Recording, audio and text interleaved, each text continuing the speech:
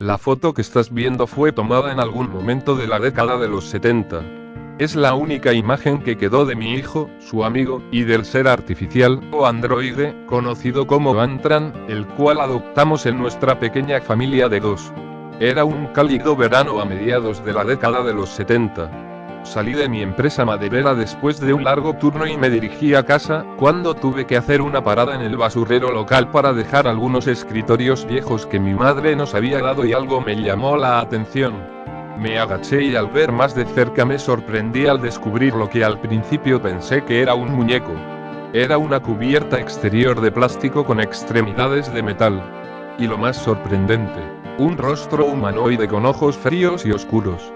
Seré honesto al decir que estaba intrigado y muy impresionado con la mano de obra y sin pensarlo dos veces lo coloqué con cuidado a lo largo del asiento trasero de mi auto para llevarlo a casa. El interés de mi hijo era casi tan intenso como el mío. Unos pocos días después lo abrimos y le echamos un vistazo a su sistema de circuitos para ver si algo se había fundido. Para nuestra sorpresa, el androide parecía cobrar vida. Sus ojos tenían un tono sensible, sus extremidades se movían, sus manos agarraban y después de unos momentos, se las arregló para ponerse de pie solo. No hacía falta decir que nos aterraba, pero nos fascinaba al mismo tiempo. ¿Quién pudo haber creado una pieza tan maravillosa y notable de trabajo? No fue sino hasta un par de semanas más tarde que me di cuenta de que no era un muñeco. Mostró increíbles señales de inteligencia. Aprendió a hacer cosas cotidianas, como sacar la basura y jugar con los juguetes de mi hijo. Incluso tenía uno favorito, un pequeño auto rojo con el cual jugaba en los mostradores de la cocina. Aprendió a imitar nuestras costumbres, como tratar de comer con tenedor, pese a no tener sistema digestivo, ni poder mover la boca o hablar. Sabía que era algo más. Tal vez una pieza de hardware militar, o un proyecto privado. Sabía que tenía que devolverlo, pero al ver a mi hijo jugar tan felizmente con él, con su rostro iluminado, no pude hacerlo. Mi hijo siempre fue muy retraído. Era uno de sus únicos amigos. ¿Qué clase de padre sería yo al negarle el derecho a la felicidad? No sería malo permitirle tenerlo por un tiempo. Lo llamamos Antran, que era lo que decía el texto impreso en mayúscula y letra pequeña que tenía en su espalda. Los meses pasaron rápidamente y la vida en la familia parecía estar mejorando. Antran era uno de nosotros. Las notas de mi hijo mejoraron, su ánimo mejoró. Todo parecía ir en mejora. Hasta una tarde de julio. Estaba sentado en mi sillón, con una cerveza en mano y viendo la televisión. Antran y mi hijo estaban arrodillados en la alfombra, jugando a las luchas, como lo hacen los niños, cuando un fuerte grito me llamó la atención. Miré hacia abajo y vi a mi niño agarrándose el brazo. ¿Qué sucede, Adam?, le pregunté. Se subió la manga y en su brazo había una gran marca roja que le cubría todo el antebrazo. Antran, me pellizco, respondió con voz temblorosa. La marca era realmente roja y pronto pasaría a ser un bulto púrpura hinchado. Mis instintos paternales me dominaron y como un padre regañando a un niño travieso, le grité al androide. Su frío rostro metálico pareció mostrar, por un momento, verdadera tristeza y dolor, como si no se hubiese dado cuenta de la fuerza que tenía. Como si lo sintiera. Sus labios se movieron. Quizás para tratar de reunir las palabras para disculparse a través del lenguaje o quizás para simplemente copiar lo que estaba diciendo. Jamás lo supe. Más tarde en la noche me disculpé por haberle gritado, le dije que todo estaba bien y que no pensara más en eso. Unas semanas más tarde, mi hijo entró en mi habitación. Debió de haber sido por la mañana. Mi sueño fue interrumpido por el suave rechinar de la puerta. Papá, sigue mirándome, susurró. Sí, hijo, contesté. ¿Qué? Intenté despertarme. ¿Qué hace? Antran, sigue mirándome. Su voz temblaba con miedo. Algo no estaba bien. Me di cuenta de que se estaba agarrando del otro brazo y de inmediato lo llamé. Al subirle la manga mi corazón se hundió. Habían más moretones. Debieron de haber sido 4 o 5 en sus pequeños brazos. Quítate la camiseta, Adam, le ordené, tratando de mantener la calma.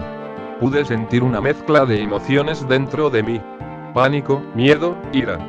Se quitó la camiseta y cuando pasó por encima de su pequeña cabeza, mi corazón se hundió aún más y mis ojos se hincharon. Mi hijo se puso de pie ante mí. Su pequeño cuerpo estaba cubierto de hematomas de diferentes tamaños, en diferentes tonos de marrón y morado. Inmediatamente me levanté y fui a la habitación de Adam. Nada. Miré debajo de la cama. La ventana de la habitación estaba cerrada. Nada. De repente, un fuerte golpe se escuchó arriba de nosotros, seguido de fuertes pasos. «Está en el desván», susurré mientras miraba arriba.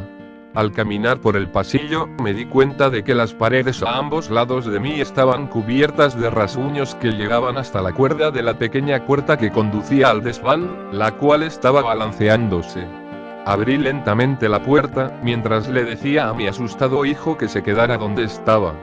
La escalera cayó y subí. Tomé una linterna que habíamos dejado cerca de la entrada del desván y la encendí, solo para encontrarme con la pequeña ventana que había ahí, rota. Se había escapado. Inmediatamente pensé en llamar a los servicios de emergencia, pero ¿quién me iba a creer?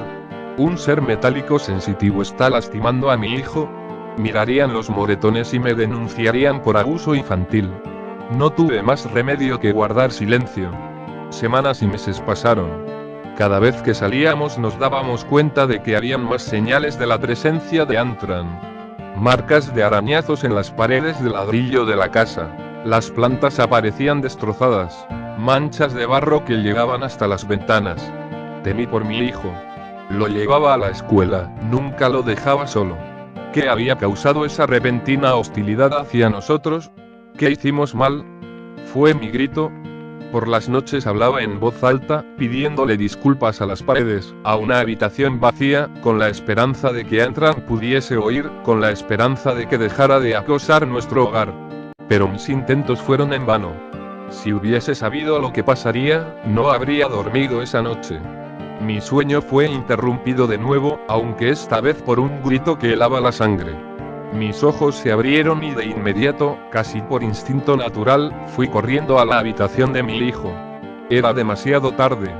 La habitación estaba patas arriba, todo estaba en el suelo, las sábanas de la cama estaban rasgadas y la ventana estaba rota. Me eché a llorar y grité pidiendo a mi hijo de vuelta. Llamé a la policía, les dije que mi hijo había sido secuestrado, me preguntaron si había visto al culpable. Mentí y les dije que no, esperando que las fotos de mi hijo hayan sido suficientes. Como si ellos fueran a creer que un muñeco pudiese sentir y hacer daño. Los siguientes días lloré hasta quedarme dormido. Lloraba como un niño. No valía la pena vivir más. Desearía nunca haber encontrado esa cosa. Traicioné la confianza que mi hijo me tenía de protegerlo como padre y ahora tengo que pagar el precio. Una madrugada de septiembre me encontraba en mi sillón, bebiendo, cuando escuché el sonido de la puerta de la alacena abrirse.